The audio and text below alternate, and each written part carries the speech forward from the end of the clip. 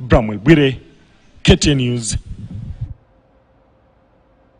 Now, Lake Nakuru has a total of 35 hippos, an increase attributed to the salty lake losing its salinity as a result of increasing water levels. The number was arrived at in a hippo census carried out by scientists and researchers in what they term as one of the ways of dealing with human-wildlife conflict. Sakali Dalmas reports. With hippos being classified as vulnerable animal species, research is being carried out to determine the hippo population in Kenyan lakes. The exercise was carried out at Lake Nakuru National Park after the increasing water levels in the lake affected the lake's salinity, causing it to exhibit some features of a freshwater lake and therefore attracting hippos. Dr. Judith Nyunja, the principal research scientist at Kenya Wildlife Research Institute, says the research will go a long way in dealing with wildlife-human conflicts that have been rampant across the country. And another reason why we find it important to monitor the hippos is because of increased potential human-wildlife conflicts because of high numbers of hippos in the water bodies. So, fortunately for Lake Nakuru National Park, it is a protected area, and therefore we expect very limited human-wildlife conflict in this area. But there's potential for this kind of conflicts if we look at other lake ecosystems.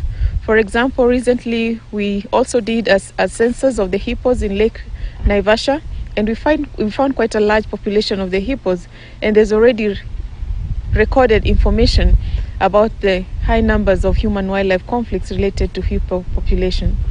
The research involves a hippo sensor that brought on board 2 teams of researchers and scientists heading out in different directions on motorboats in search of the mammals. It involved scanning the shores with binoculars to get a clear count of all visible hippo heads.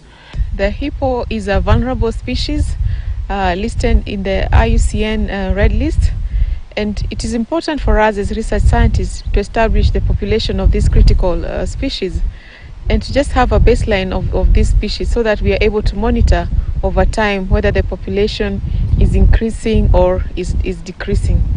According to senior researcher Joseph Edebe, these ground surveys were more clinical as compared to aerial surveys that had been done in earlier years, reporting that Lake Nakuru was recording more than 35 hippos, an indication the numbers were on the increase, bearing in mind such numbers could not be recorded when the lake was purely salty.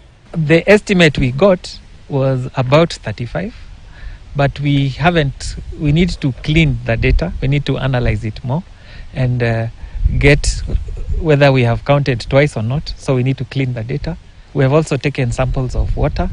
We want to look at the phytoplankton and zooplankton and nutrients in the water. So we want to understand what are the relationships. We have seen more than what we recorded before, but because we used a different method.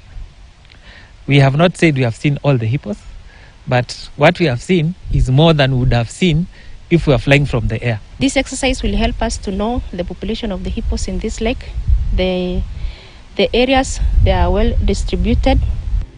The increase in the number of hippos in Lake Nakuru is welcome, especially due to the fact that a decline in hippo population has been recorded in a majority of the 38 African countries where they are found, as they are being threatened by poaching, habitat loss and the effects of global heating.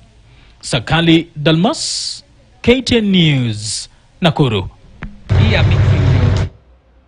Moving on, the impending mass teacher recruitment